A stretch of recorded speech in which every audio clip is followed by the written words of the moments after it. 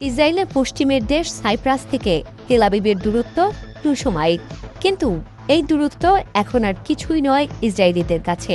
সমুদ্রপথে ছোট ছোট নৌকা বা ইয়ট ভাড়া করে শয়ে শয়ে সাইপ্রাসে যাওয়ার যেন হিড়িক পড়েছে ইসরায়েলিদের।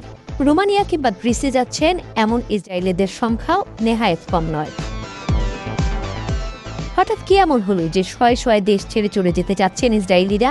নিজ দেশ ছেড়ে বেছে নিচ্ছেন অনিশ্চিত ভবিষ্যৎ।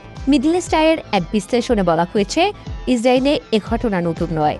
2017 সাল থেকেই এই কারণে রীতিমতো চিন্তায় রয়েছে ইসরায়েলি সরকার।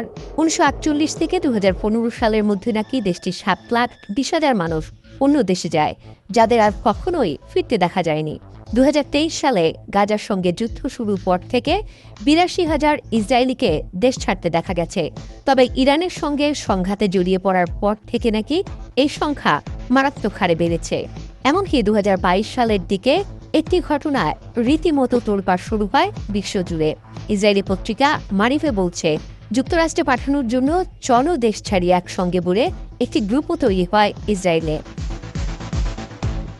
শয়ে শয়ে নাগরিকরা চলে যাচ্ছেন অন্য দেশে। এজন্য কিন্তু মোটেও চুপ করে নেই নেতানিয়াহু সরকার। নিজ দেশ ত্যাগের উপর সরকারের পক্ষ থেকে তাদের নাগরিকদের উপর জুড়ে দেওয়া হচ্ছে বহু বিধিনিষেধ। এমনকি ইসরায়েলে নাকি নাগরিকদের আটকানোর জন্য একটি কমিটিও রয়েছে, যাদের অনুমতি ছাড়া কেউ দেশ ছাড়তে পারবে না। আশ্চর্যের বিষয়, ইসরায়েলি নাগরিকদের চলে যাওয়ার টিকিট না দিতে নির্দেশ দিয়েছে এয়ারলাইন্সগুলোকেও। সম্প্রতি টাইমস অফ ইসরায়েল এক প্রতিবেদনে উঠে এসেছে এক চমকপ্রদ তথ্য। গত 5 বছরে সাইপ্রাসে 2,500-এর বেশি সম্পত্তি কিনেছেন ইসরায়েলিরা। এসব এলাকাকে মিনি ইসরায়েল বানানোর পর একদিনেই 10,000-এর বেশি মার্কিন নাগরিক ইসরায়েল ছাড়ার আবেদন করেছে। বিশেষজ্ঞদের মতে, একের পর এক যুদ্ধ আর হামলার আতঙ্কে যেন নিজেদের উপর থেকে বিশ্বাসই হারিয়ে ফেলেছে ইসরায়েলের মানুষ। আর তাই শয়ে শয়ে ইসরায়েলি নাগরিক, দ্বৈত নাগরিক, এমনকি পর্যটকরাও এখন দেশ ছাড়তে উদ্গ্রীব।